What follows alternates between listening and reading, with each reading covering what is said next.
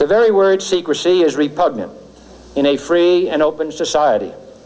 And we are, as a people, inherently and historically opposed to secret societies, to secret oaths, and to secret proceedings.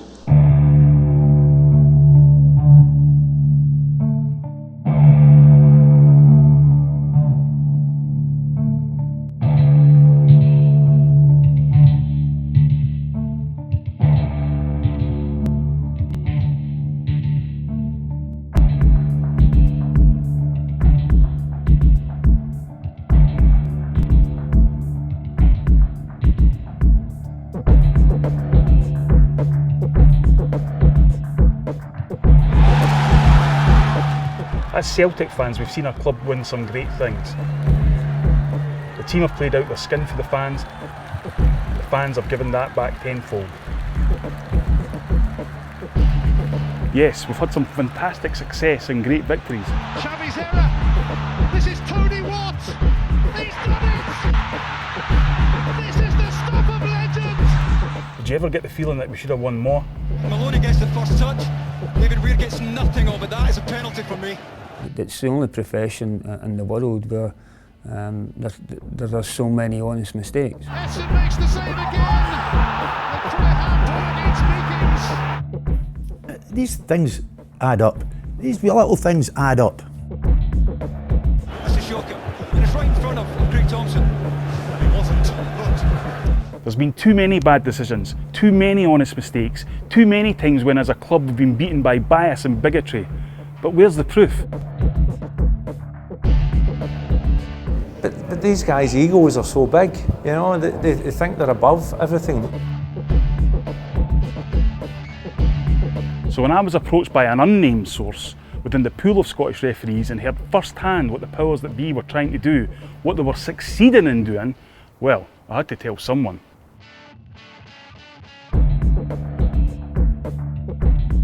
There's been incidents from the start of football which were called questionable. But this isn't about isolated incidents. This is about wholesale corruption against the game of football and against Celtic Football Club in particular.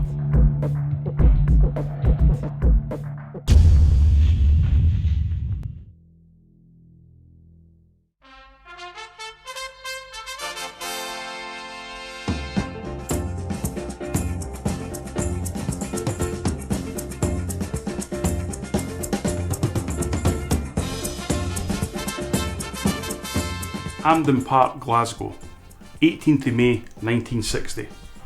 Real Madrid are going for their 5th European Cup. Eintracht Frankfurt, who have destroyed Rangers 12-4 in the semi-final, are trying to stop them. 127,000 people are casting their eyes on this talent. Talent like Stefano, probably the greatest Real Madrid player that ever walked the face of the earth. Puskás, who had a left foot to die for. And Kress, who ran all over Rangers at Ibrox. What's relevant to us though is that the referee was one Jack Mowat from Lanarkshire.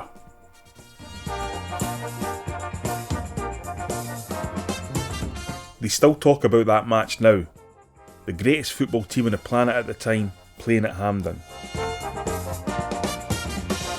The Scottish public went bananas for everything about the game and everyone who was attached to it. But after the two teams went home, all who was left was Jack Mowat. The acclaim given to him after his game made him a big name in Scotland. As a result, Willie Allen, then chief executive of the SFA, was happy to let Mowat control refereeing.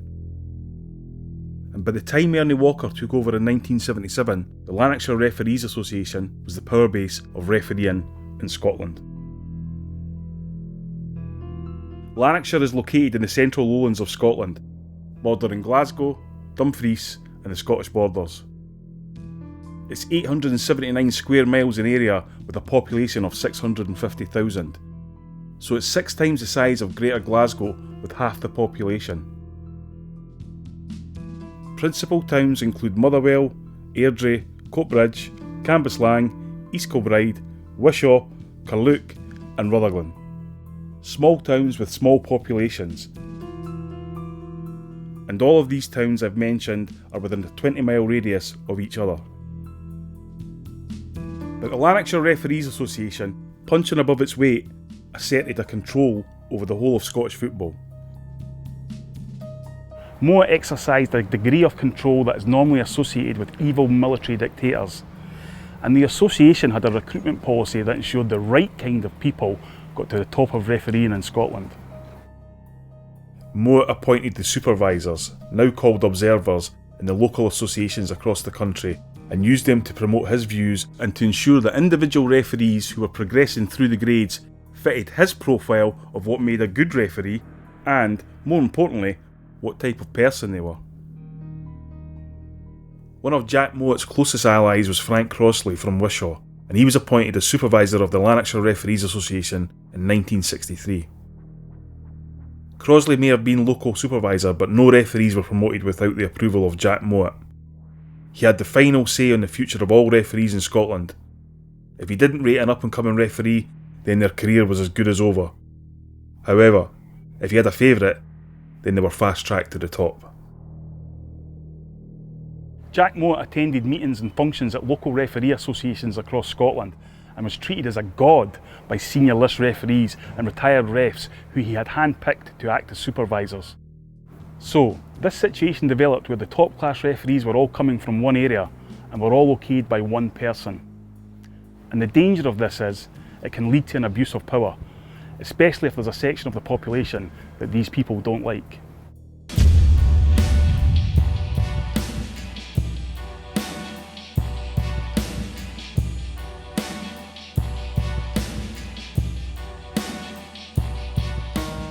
While I was promoting the Asterisk years, I met a retired referee who started to tell me about the ways in which the Freemasons reached and controlled certain aspects of football in Scotland, in particular refereeing. Understandably, he asked that we keep his identity secret. But every word that you're about to hear comes from the mouth of a former Grade 1 referee.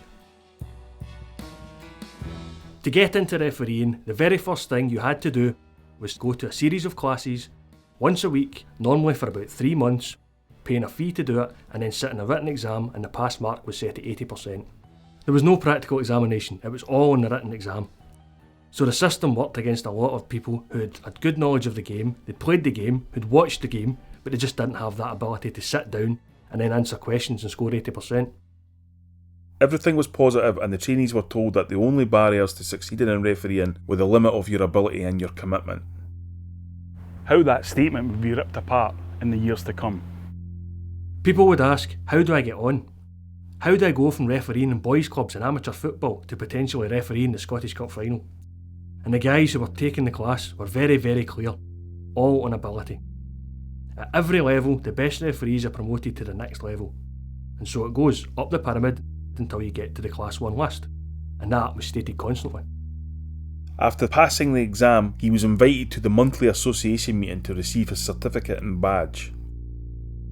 It got to that point in the meeting when the president said he was going to invite each individual up to receive their certificate. And as you went up, he shook hands with you, and it's a very awkward thing when you've got, all of a sudden, someone who is intent on having a little feel of your knuckles and so on, when you're not used to it. So it's a quick readjustment of your hand, and then an embarrassed handshake, and then you go and sit down. That was my first time that in refereeing circles I was given a handshake, and it was at the very moment when I was welcomed into refereeing. To become a referee in Lanarkshire, you started by refereeing boys' club games, the lowest level effectively. If that's all you wanted, then that's all you got.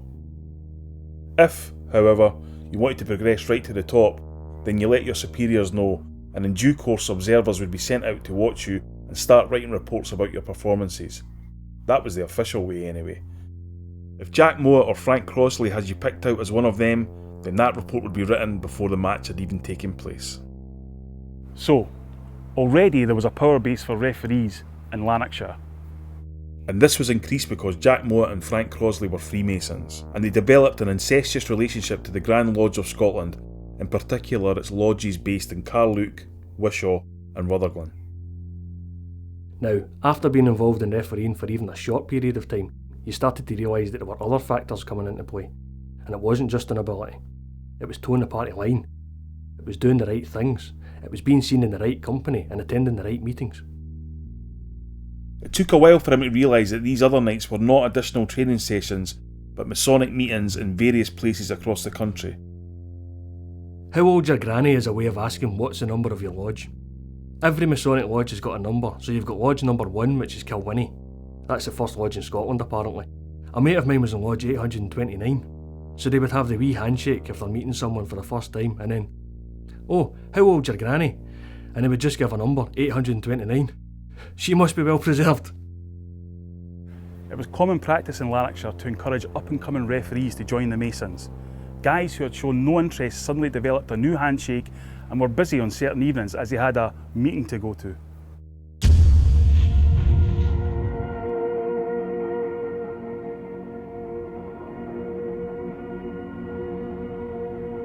Freemasonry is one of the world's oldest secular fraternal societies, and it originated in Scotland. It's a society of men concerned with moral and spiritual values.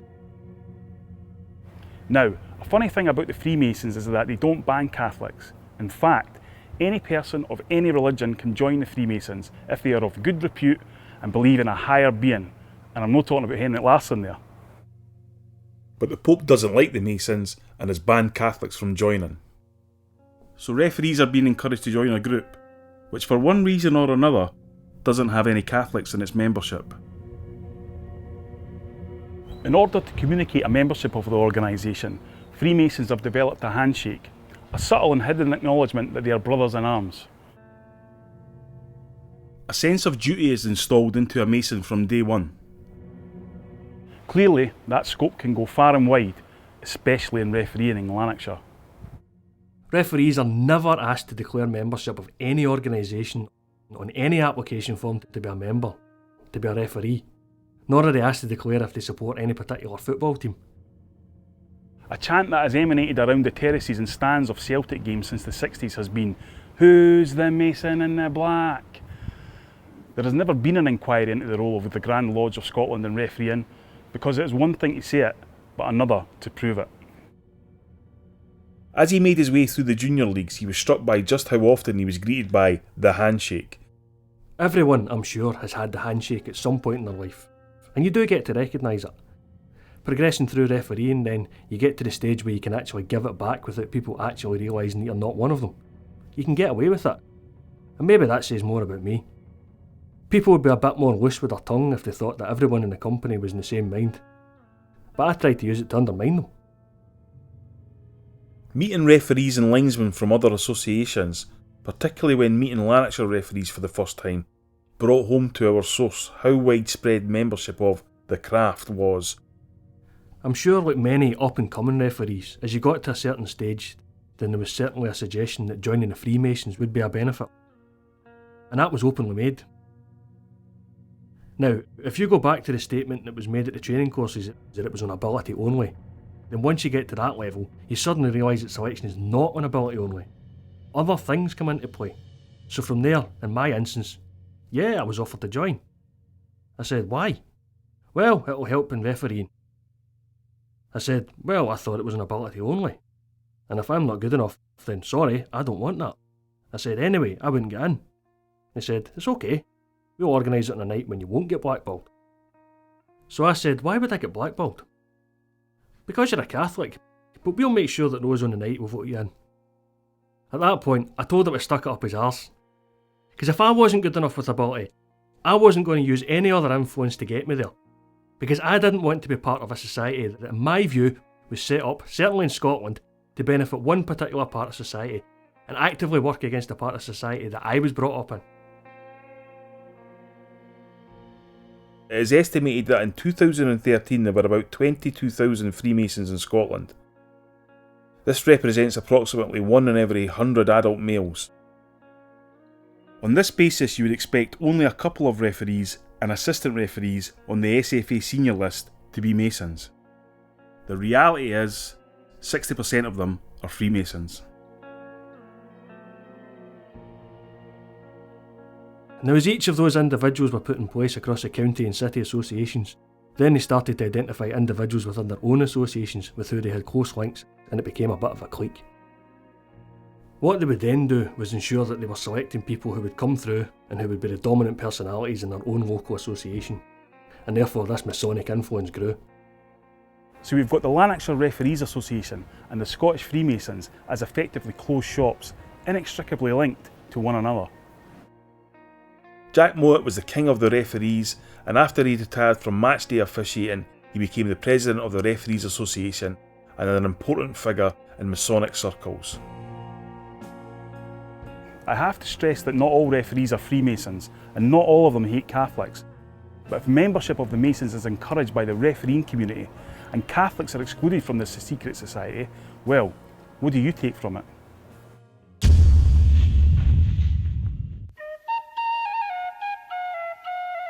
In Ireland, under British rule, anti-Catholicism was encouraged by the state, leading to violence and religious discrimination. The people of Ireland were denied by law the right to vote, to schooling, the right to purchase land or to lease land, laws that would lead to the huge loss of life in the Irish famine.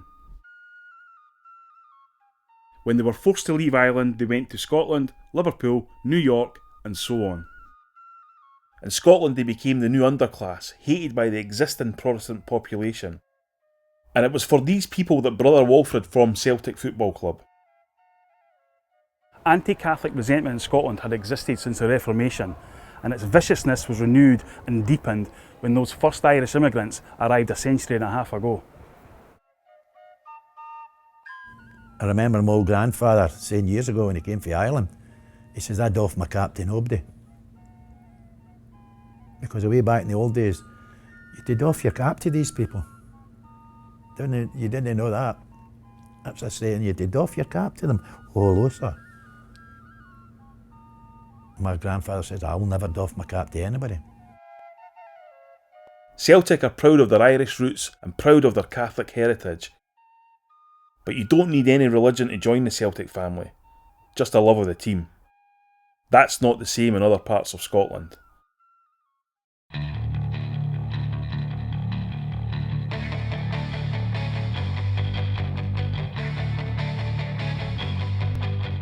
The bizarre notion that referees are fans of football rather than football fans is laughable in any area where there is a concentration of big football clubs, and Lanarkshire is a typical area in Scotland.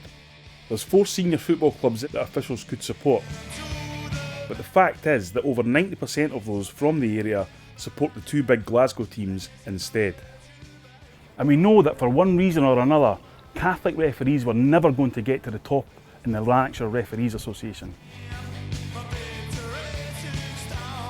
Key figures of the association in the 60s and 70s were John Patterson from Bothwell and Bobby Davidson from Airdrie. Both of them were loathed by Celtic fans. A game that Bobby Davidson refereed in 1970 still rankles with all Celtic fans who saw it. Celtic had been winning trophies left, right and centre, but things were coming to a head. October 29th, 1969. In a league game at Pittodrie, on a bitterly cold Aberdeen night, Bobby Davidson allowed an Aberdeen goal that beggared belief. Bobby Davidson was just shocking. And Aberdeen's goal, I had the ball in my hand and the wee boy, just for nothing, just kicked it right out my hands. And he gave a goal.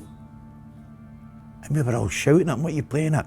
But we were not apart, we scored, so we won 2-1. We don't like talking about the dead, but shocking, so it was. We had terrible referees.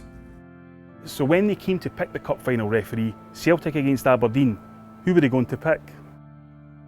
Bobby Davidson always wanted to be the centre of attention, and he liked to hold court surrounded by up-and-coming referees who knew he was a key figure in the Lanarkshire Referees Association. He had a reputation as a ladies' man, and it was rumoured that he suffered a heart attack in his mistress's bed after a night of heady passion. That Aberdeen Cup final was him and his pomp. And there's a rumour the night before, it was in Airdrie, "Get your money on Aberdeen, they'll win." He gave a penalty kick against Bobby Murdoch for nothing. And we got beat. And it sticks out, he was just, terrible. One look at the match report from that day gives you a window into what happened. On 28 minutes, a Mackay cross struck Murdoch on the upper arm at close range. Although Murdoch had his arm at his side, referee Davidson gave a penalty, much to Celtic's protest. Gemmell was booked for throwing the ball at referee and Harper scored. 4 minutes later, Aberdeen keeper Clark went to clear the ball from hand and only succeeded in dropping the ball at the feet of Bobby Lennox, who accepted the chance and scored. The referee disallowed the goal for a foul and Johnson was booked for protesting. Things got worse on 38 minutes when Buchan fouled Lennox, who was in full flight and in the area. It was a sure penalty and no one knows why it was not given, and the Celtic players were left enraged. Aberdeen scored on the break with 10 minutes to go. Lennox scored late on, but Aberdeen clinched it with a third right after. Steen was fulsome in his praise of the Dons' performance, but was scathing in his criticism of Davidson, and was later to be rebuked by the SFA for his post-match comments. He just didn't like Bobby Davidson, and what sticks out in my mind to Bobby Davidson, he was that arrogant, and he had this badness against us. Later on that season, Celtic had a goal disallowed versus Rangers at Celtic Park when Billy McNeill was said to have impeded the Rangers goalkeeper Jerry Neath. Observers say there was no such impediment. The referee was John Patterson from Bothwell, another of Mowatt's boys. And John was the same style as Davidson, arrogant. I'd be interested to know the stats and many goals that were disallowed when we played. It was amazing the goals that was offsides, when you couldn't see where it was offside. They seen we were definitely beneath them. We were beneath them. Both Davidson and Patterson were very active in the Lanarkshire Referees Association during their careers and were members of the council. Jack Mowatt, of course, was a Freemason, and he had a trophy named after him, still given every year to Scotland's best referee. He served as chairman of the Referee Supervisors Committee until his retirement in 1990. He retired and died in 1999, but his legacy and the empire he built lives on to this day. But in Scotland, only in Scotland, there's another part of the equation: the Oranges.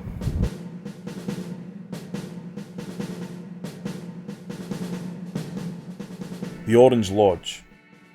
But these are malevolent people who loathe and detest Catholics and by extension Celtic Football Club. An Orangeman should cultivate truth and justice, brotherly kindness and charity, be gentle and compassionate, kind and courteous. Except if he comes into contact with Catholics. He should strenuously oppose the fatal errors and doctrines of the Church of Rome and scrupulously avoid countenance in any act or ceremony of Roman Catholics. There's an obvious connection between the Masons and the Orange Order, connections that see similar memberships, similar structures and similar meetings in similar halls containing the same people, yet we are to believe they are completely impartial. And is it too hard to believe that a member of the Orange Lodge might feel the need to strenuously oppose a team set up by Catholics for the benefit of that community? Imagine if a referee was a member of the Lanarkshire Referees Association, a member of the Freemasons and a member of the Orange Lodge. Ladies and gentlemen, I give you East Kilbride's Bobby Tate.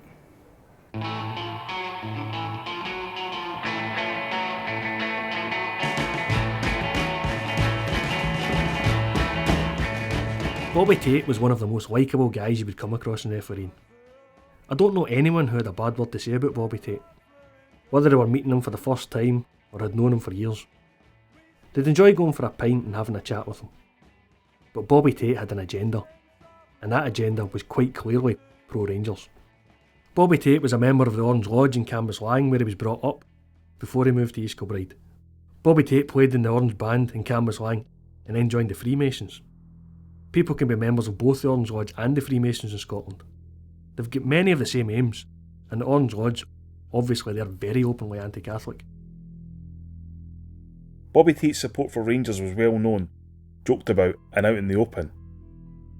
The story about the first time coming across Bobby Tate and running a line to him, having never met him before, and getting ready for the match and everybody putting their kit on. And like many referees, he wore 2 pairs of socks, just for the fit of the boots. But unlike anyone else that I'd seen, the bottom set of socks were the black socks with the red top, which anyone in Scotland would recognise as traditional Rangers socks. The question was asked, why are you wearing them? And the answer was, Well, I've always worn them, so I'm not going to stop now. I was, well, would you not get in trouble if someone reported you? Who's going to report me? Now, if he had got injured, there was a leg injury and his socks were showing, what would the reaction have been? But that was just something that he didn't consider. So how did Bobby Tate make it to the top? I remember Bobby as a junior referee, and it was funny, he used to get Cambuslang Rangers against Blantyre Celtic, and he would get Blantyre Vics against Blantyre Celtic. Now, going into that grade of football, that's when you found the referees out. Oh, it was inbred. Oh, it was terrible then too. Bobby Tate started his career at the same time as Kevin O'Donnell from Coatbridge. As they moved through the ranks, they began to get a foothold in the senior game, being linesmen at lower division matches or refereeing reserve team matches. With Brian Robertson, another East Kilbride-based referee, retiring and moving into a supervisor role, Bobby Tate's progress through the ranks was assured. O'Donnell had no such mentor. You can imagine, with a name like O'Donnell, that there'd be other factors come into play. After a few top division matches, O'Donnell was given the Celtic Hearts fixture on the second day of the 87-88 season. A late goal from Mark McGee won the match for Celtic, with Hearts owner Wallace Mercer leaving no one in any doubt about the reason for his side's defeat. Wallace Mercer was one of the most vocal and most visible club owners in Scotland. Wallace Mercer thought at one point that he could actually take over Hibs and merge the two clubs into one in Edinburgh. He was a businessman, a bit like the man who came after him, David Murray, and that he thought that he could ride roughshod over other people, and that anything he wanted, he would get. Wallace Mercer came out in the press and was very, very vocal in his criticism of Kevin O'Donnell. It wasn't a red card or a penalty that upset the Hearts chairman. It was a run-of-the-mill challenge with McGee using his ample backside to his advantage. He didn't give a foul to Hearts that Wallace Mercer thought should have been a foul, and as a direct consequence of the challenge between Mark McGee and the Hearts player, Celtic scored the winning goal. And Wallace Mercer, scathing, just abused him, something terrible. He didn't get any help off the association.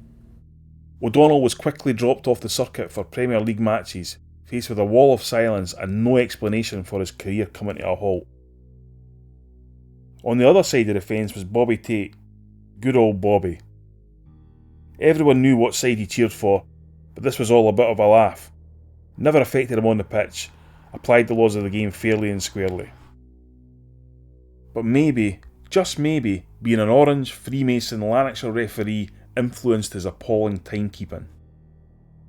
In February 98, with a 3-horse race to the title, he conjured up 4 minutes of extra time for Jose Quitongo to come up with a stoppage time equaliser for Hearts. As Celtic restarted, with Morton Vikhorst bearing into the Hearts box, Bobby Tate found his whistle for full time. 2 months later, as Jim Jeffries' side indulged in an exhibition of time wasting, Stephen Mahey was treated for 3 minutes before being stretchered off. Bobby Tate added 30 seconds stoppage time with the match finishing goalless. Karma though is one son of a bitch, and Bobby Tate felt it bite him on the backside in the penultimate game of the season.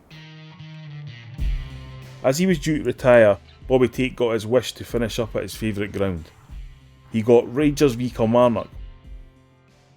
Wins in their final 2 matches would have turned 9 league championships into 10, as Bobby Tate fully appreciated. They also had many of the 9 in a row team being presented to the crowd at time up, and Walter Smith, who had been their manager. They fully expected this to be a triumphal event, that they would beat Kilmarnock and all they would have to do was win their final game to win 10 in a row.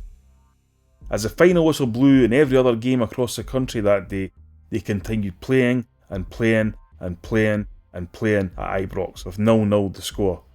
The 6-minute game, Kilmarnock, Bobby Tate's last game. Kept the game going, Rangers had to win. What happened? Finally, 4 minutes into stoppage time, there was a goal. Ali Mitchell scored for Kilmarnock. For no questions to be asked of a referee adding on and now coming out and blatantly saying that he did add on extra time, I think things are trying to get washed over. I think that certainly was enough. I think there's enough of that to be able to, question, why he was allowed to do that. Ibrox emptied, The legends came out to take a bow in front of a few hundred fans. Bobby Tate refereed his last ever match the following week at Clifton Hill, in the hometown of O'Donnell, forced out of football a decade earlier. So we've got the Lanarkshire Referees Association. Jack Mowat, assisted by Frank Crossley and supported by Ernie Walker at the SFA, all encouraged to be Freemasons, and some of whom were members of the Orange Lodge. 3 organisations which are all operating in a similar way, and Celtic fans know that they've got in for us, but it's called paranoia. And as the paranoia builds, the 3 of them, the Referees Association, the Freemasons and the Orange Lodge, close ranks. There's a united front. Nah, there's no corruption in this game.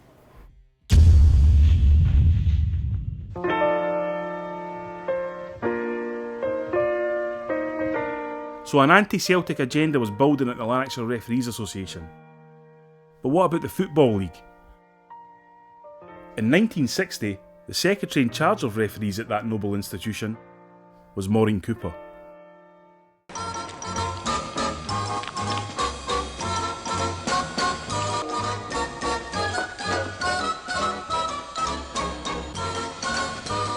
Contact with referees at the league was down to her. Maureen started at the Football League in 1960, when they were based in West Regent Street in Glasgow. Maureen Cooper was very heavily involved in the refereeing structure within the Scottish League, and ultimately within the Scottish Football Association. She was the person that a referee would post his expenses claim into, sometimes would hand it in person. Many referees would simply drop in for a blether. Maureen Cooper was involved with producing the ballot, as it was referred to. You would get a brown A4 envelope through the post, and that would give you your next 2 or 3 months' appointments. So you see who was a referee, who were the 2 linesmen, and you could see every other match as well. Maureen was a good-looking woman who carried herself well with a confidence that would often lead to manipulation of others.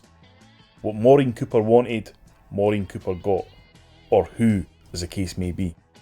She carried on lots of affairs with many referees in Scotland, a lot of whom were married men, but this did not bother her. She was married herself. Her success rate with referees was such that a buzz phrase hung around her like a flypaper on a hot day. Who is the current jockey? However misogynistic that sounds, no one was in any doubt about who was in charge of the relationships. It was Maureen Cooper.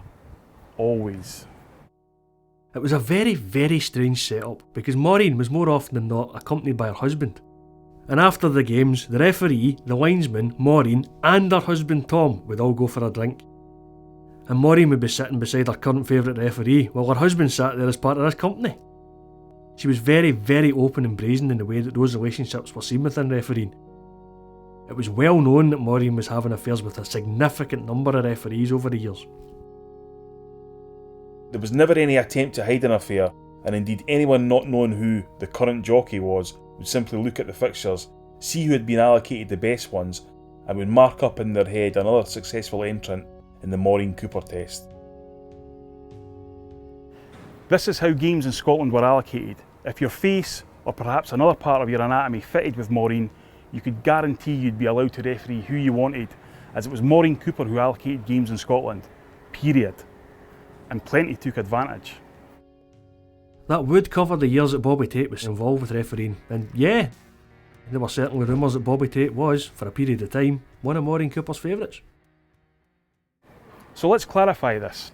In spring 1986, all refereeing associations knew who would be refereeing the last game of the 1985-86 season between Dundee and Hearts at Dens Park. A 31-game unbeaten run had taken Hearts to the brink of what would be a league title for the first time since 1960. Celtic had an average at best season.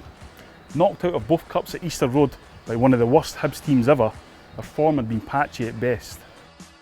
There was a general acceptance in Scottish football that season that Hearts would win the league. It felt like a procession, and it's fair to assume that most in Scottish football, outside of Easter Road of course, weren't that unhappy about Hearts winning a league, particularly when their closest challengers were Celtic. It is often forgotten that Hearts could have won the league on April 30th, 1986. Celtic were visiting Fir Park for a game versus Motherwell, where they knew anything other than a victory would see Hearts crowned champions. Celtic only achieved a 2-0 victory. But it was enough to keep them in with a shout at the title. Mathematically at least. But Hearts only needed a draw at Dens Park to win the league. Straight after the Motherwell match, when it became apparent that Celtic could still win the title, a decision was made at the Football League to switch the referee for the Dundee Hearts match. So who was going to referee that crucial game? It wasn't going to be the lifelong Hearts supporter Bill Crombie, and yet, it was Bill Crombie who received a phone call saying he would now be refereeing it, something that rarely, if ever, happened. Bill Crombie was one of the most honest guys I ever came across in refereeing. He wasn't the greatest referee, but he was steady. He was middle of the road. He was on the senior list for a number of years, and he was a genuinely nice fella. And Bill was well known as a Hearts fan. So why did he referee the game, and who was it that called him? When he got the call, it was certain that Bill Crombie had no idea what had been happening behind the scenes that week. Bill Crombie wasn't originally down to do that game. The ballot had come out and all those matches were appointed. I became aware just before the game that there's been a change of referee, and it was Bill Crombie, and I was absolutely astonished. Bill Crombie wasn't a member of the Lanarkshire Referees Association, nor did he have the mindset required. So he was put in an unenviable position. He knew what the perception would be from everyone about his Hearts loyalties, and he knew that he would have to be 100% fair in the game. This wasn't a problem for him, as that's how he always was. There were any number of Grade 1 referees who wouldn't have been in a match that day, and for them to select Bill Crombie, to me, there can only have been one motive behind that, and that would have been to ensure that Hearts won the league and not Celtic. So who was it that appointed Bill to the game? Jim Farry's football career started as a clerk in the Scottish Football Association's offices in Glasgow. He was an excellent administrator and was quickly promoted through the ranks, and, after Willie Allen left the Scottish League, Farry became their youngest ever secretary in the late 70s, and he worked closely with Maureen Cooper. When someone reaches the top of the tree within the governing body of a national sport, you almost take it for granted that they are steeped in the tradition of that sport. You expect them to have either competed at a reasonably high level, or, at the very least, to have been a fan of the sport. Having met the guy, he was not interested in football people at all. Jim Farry had no love of football and no connection with football. He came from Cambuslang, the same town that Bobby Tate was brought up in, and he was involved in Cambuslang Rugby Club. This was a man who was meticulous about everything, right down to how many paper clips were in the cupboard, and could quote the rulebook verbatim without taking the time to check if he was right. He invariably was. He had no real interest in football other than to collect his salary every month. Jim Farry had probably never even heard of Albert Kidd before May 3rd, 1986. It's safe to assume that he did after it. What a marvellous substitution this has been for Dundee and Hearts. Looking slightly ragged, it's a great chance. They've done it! 2-0. A brilliant goal. So why did Jim Farry decide to substitute one referee 3 days before the game in order to put a well-known Hearts supporter in charge? Well, you know why. Favouritism. You know, don't let them win the league.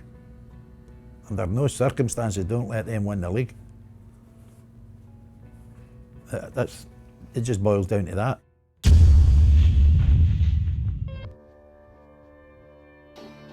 "10 years later, and Jim Farry was at it again with his anyone but Celtic agenda. By now, Farry was top dog at the Scottish Football Association, working again with Maureen Cooper. However, this time he'd get caught out. You cannot criticise Farry's ability as an administrator, organiser, or an expert on rules and constitutions. This passion for rules and organisation makes the infamous George Cadet affair even more of a mystery. Tommy Burns had signed Portuguese international George Cadet in February 1996 to boost the forward line in the second half of the season. Despite being signed well before the transfer deadline, Cadet's registration was delayed and delayed, meaning he missed the league draws with Rangers and Motherwell, as well as the Cup semi-final against Rangers. It is difficult to reconcile the administrator Jim Farry with that man who lost his job by delaying Cadet's transfer. Unless some mysterious secret influences were at work. I think the withholding of the registration certainly could have cost us. Obviously with George's ability, he was a player who, as you say, was a goal scorer. You've seen the impact that the guy made. He scored a phenomenal amount of goals when he did join the football club. So he would have made an impact. But obviously we didn't know at the time in terms of what was wrong. We thought, as you say, just like the registration wasn't complete, but it turns out to be that it was underhand. No one believed he could simply have made a mistake, not least the panel who found him guilty of deliberately withholding the transfer so that Cadet could not play in the match for Celtic against Rangers. It's not just one guy that done it. I think there's been a few involved in there that didn't let that registration go through. But again, when you bring that up and talk about that, and it was a massive, massive incident in Scottish football, you know, that happened anywhere else in the world, it'd be all over the press, but it was made out again to be a kind of Celtic angle, as if we'd done something wrong, but it wasn't. It would be easy to say that Farrie was simply pro-Rangers, but no one who knew Farrie ever saw any bias towards Rangers. Indeed, the newspaper report at the time fails to shed any light on the reasons for Farrie's actions. But he was anti-Celtic, he was anti-Catholic, and, surprise, surprise, he was a Freemason. And as for Maureen, it is an end of an era for referees, as tomorrow's Cooperative Insurance first round matches were the last appointments to be made by Maureen Cooper, who has looked after the Men in Black for nearly half a century. Maureen showed extraordinary dedication to the Scottish game.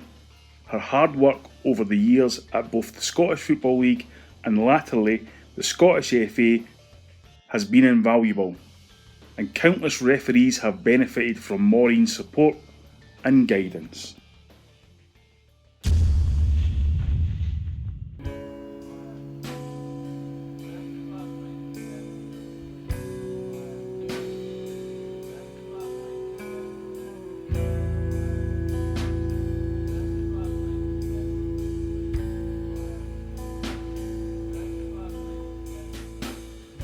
The next referee to consider is our old friend Hugh Dallas from Bonkle.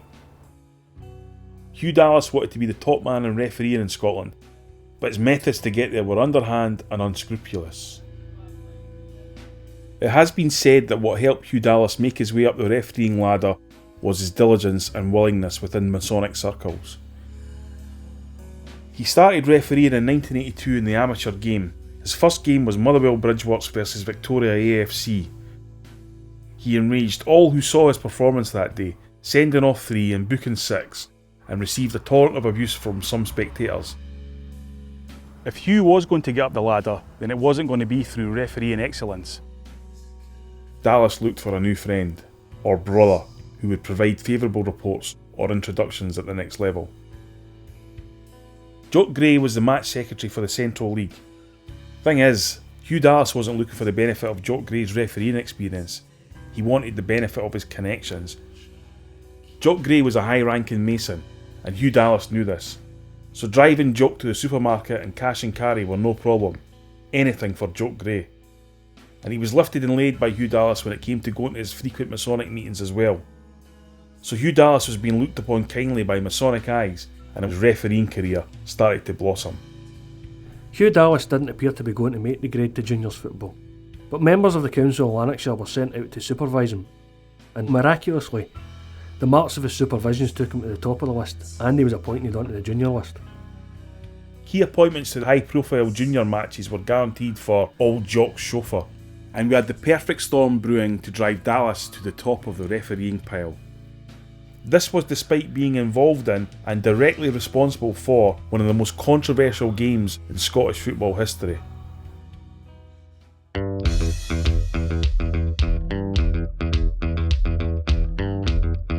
May the 2nd, 1999, Celtic versus Rangers at Celtic Park. The scenario was simple. If Rangers won, they would win the league.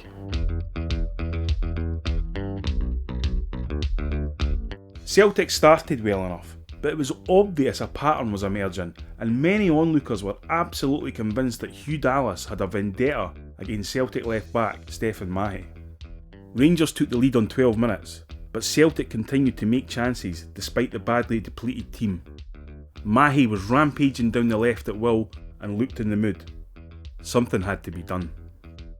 After 31 minutes he was red carded by Hugh Dallas after 2 yellow cards. The second for reacting to an outrageous tackle by Neil McCann. The venom that Hugh Dallas showed towards the Celtic player enraged the Celtic support. There had always been suspicions about Hugh Dallas, but nothing would compare to the fury that would erupt on 40 minutes.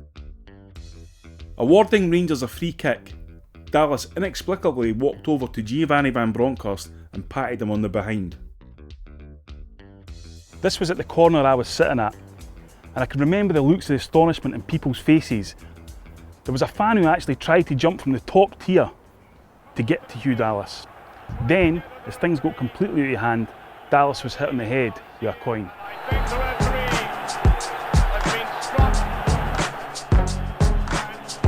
As things eventually calmed down, the free kick was taken, and Hugh Dallas awarded Rangers a penalty.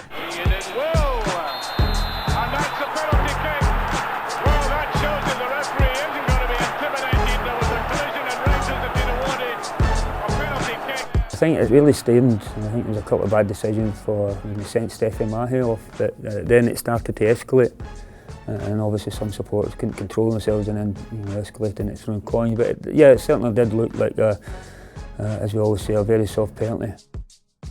I've watched the incident back about 10 times and I've yet to see any infringement. Indeed, Paul Lambert immediately said to Dallas, "You've gave that because of the coin," whilst pointing at his head. Rangers scored the penalty and went on to win 3-0, win the league and mock the huddle in the process. A night of mayhem followed, with clashes all over the place and hospital casualty departments full, and politicians called for immediate action.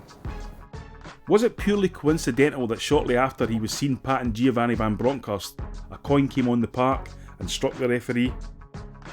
That was his wages, because that's all he deserved, 2 50-pence pieces. He caused it himself, really. It was shocking that day. Most trouble at these Celtic Rangers games are caused by stupid incidents with referees. Anyone taking an objective view of that should have been criticising Dallas and his actions and the way that he handled that game. Instead of that, he was praised for his handling of the game under the extreme difficulties, and it was swept under the carpet. In fact, it actually enhanced his reputation within the refereeing fraternity. It seems incredible, doesn't it? Hugh Dallas was found out though. First there was the extraordinary decision to back Dougie McDonnell's lies. There's a penalty for Celtic as Curtis made the challenge. Oh, he's changed his mind. Caught lying, blatantly. Lying with the collusion of the supervisor. Hugh Dallas gets involved, so this whole thing snowballed, and again it was an obvious anti-Celtic decision and process that they tried to cover up. They blatantly lied to Neil Lennon after he asked for an explanation, and he was told lies. Eventually Dougie lost his role, not because if he'd come out and apologised, but I think it wasn't because of the decision. I think it was because of what he'd done subsequently. And then there was that email. Hugh had to go. SFA Chief Executive Stuart Regan said, "This was not about anti-Catholicism in my view. It's about appropriate use of our email and internet." What do you make of that? Bollocks?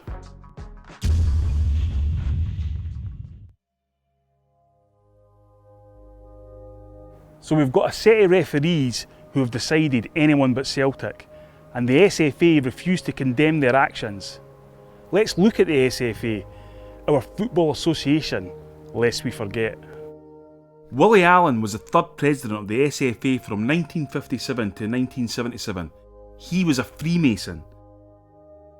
He was succeeded by Ernie Walker, a known Freemason. Then Jim Farry, a known Freemason. Then Gordon Smith, an ex-Rangers player, a Freemason. And Stuart Regan, who we all know desperately fought to keep the old co from going under, and then suggested parachuting the new co into the Championship. Former presidents at the SFA include George Peat, and he's well known to Celtic fans. He campaigned to extend the league in 2008 to help Rangers win it, and, in a separate incident, tried to ban Neil Lennon for 6 games instead of the normal 2. He's a Freemason. Next president of the SFA is Campbell Ogilvie, a former director of Rangers Football Club. He allowed himself to be drawn into the EBT scheme. He said he had no knowledge of it, but as we all saw in the asterisk years, he knew. He's a Freemason. And the wider SFA committee included people like George Fulston, the ex-chairman of Falkirk and Hamilton. Not only is he an Ulster Unionist with links to the far right, but he's a Freemason and an Orangeman. Then you've got Donald McVicker, former referee, Lanarkshire Referees Association, and the SFA's development director for refereeing. Freemason. And then you've got George Cummin, involved at the SFA, UEFA and FIFA. A Freemason. Simon Donnelly. Tom, good first touch from him. It's O'Donnell now. Aberdeen getting players back. Still it's O'Donnell. And a chance on here. And John Collins has scored for Celtic. In the summer of 1995, Celtic returned to a new North Stand with a bright, vibrant team, and the team went on to play some of the best football any of us fans had ever seen. Fergus McCann had set Celtic on the path, and slowly but surely Celtic just kept progressing. And one of the key components of this was Tommy Burns, the man born to play for Celtic, born to manage Celtic, who grew up just on the doorstep. He knew Celtic, he understood Celtic, and he was Celtic. He didn't back down. He stood up to these people. Yeah, and a lot of people didn't like him for that. We loved him because he wasn't for backing down. Tommy Burns' Celtic went through an entire season losing only 1 game. In any other season that would have been enough to win the title, but we now know why that didn't happen. Nobody suffered more from Rangers cheating than Tommy Burns.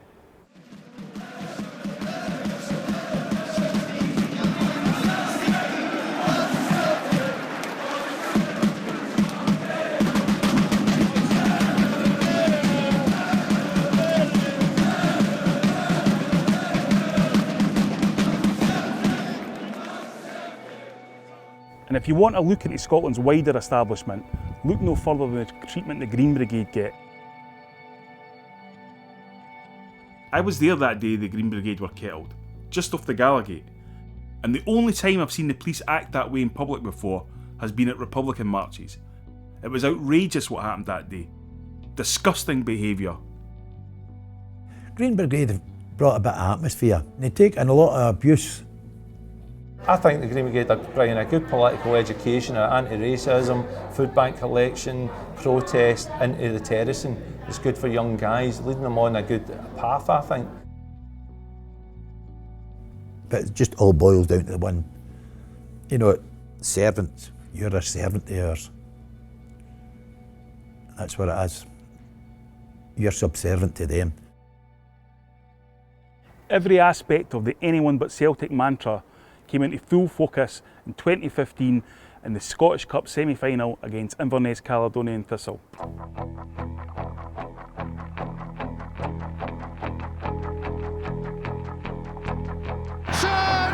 Essen makes the save again. The Graham ball against Meekings after Griffiths tried to sneak that in. It's a clear penalty. Look at his right hand. It's a game you just think, how could that go on? How did they not just... Everybody's seen it. It's not even if anybody got a bad angle of it, everybody in that ground's seen it. How could anybody miss it? How could 4 people miss it? They're all looking at it. How many examples, and I'm not just talking about, against Celtic here, but certainly I've seen examples of, referees or assistant linesmen being behind the goals and they're doing absolutely nothing when it's as blatant, as clear as day. You tell me that 2 highly experienced referees, who are both Class 1 referees, who are both involved in doing games at the highest level in Scotland and across the continent with UEFA, both of them miss a clear handball that takes place within yards of each of them, and it's very hard to come to any other conclusion than it was a deliberate act not to give the penalty kick. So what other explanation can there be than deep-rooted sectarianism? People are still making those split-second decisions because their first thought is, I'm not giving that because it's Celtic, or I'm giving that against Celtic. It is about institutional sectarianism. It's deep-seated bigotry that is going on.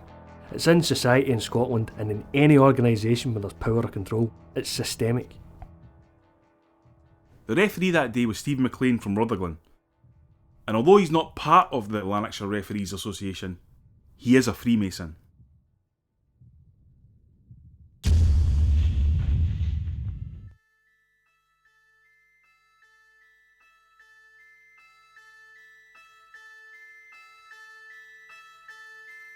Lanarkshire, since the 1980s, has become the epicentre of this. When Frank Crossley became the supervisor in Lanarkshire, that then evolved into a group of individuals, mainly centred around the Carluke and Wishaw areas in Lanarkshire.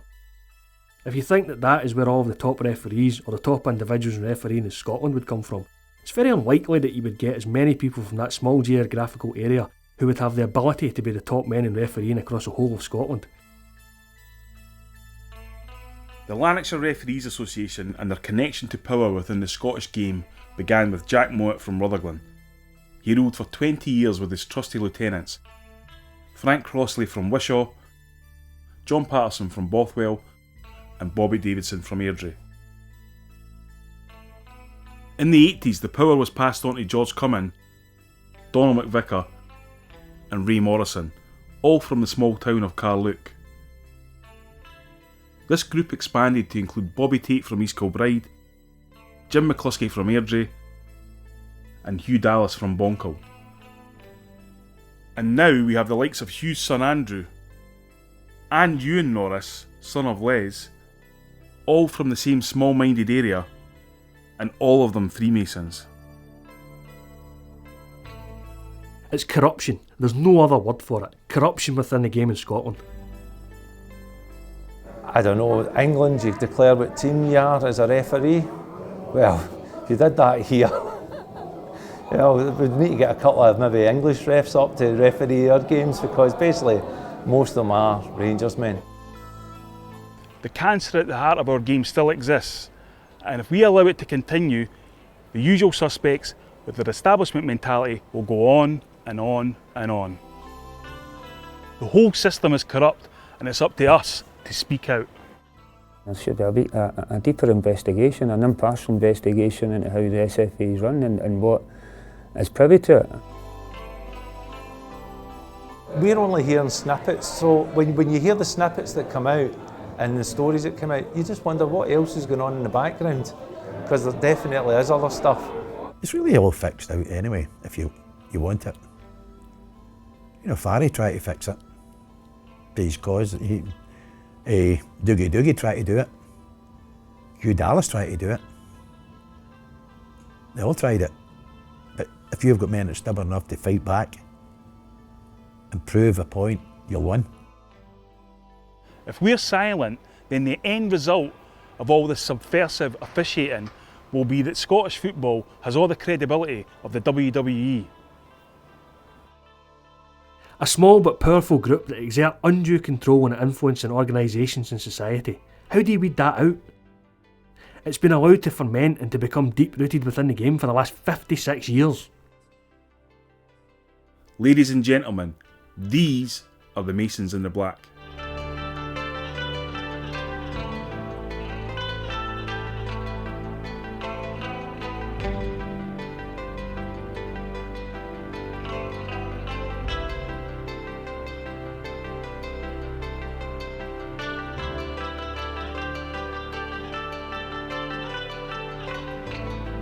As it is now, the Lanarkshire referees within the SFA would rather have anyone but Celtic winning.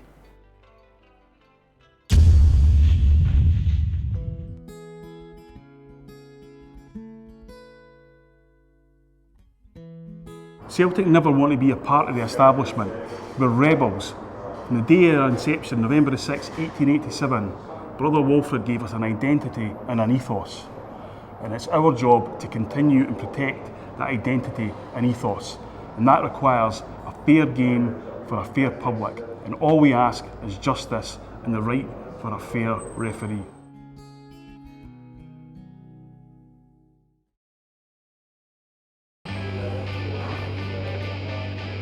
Cheers.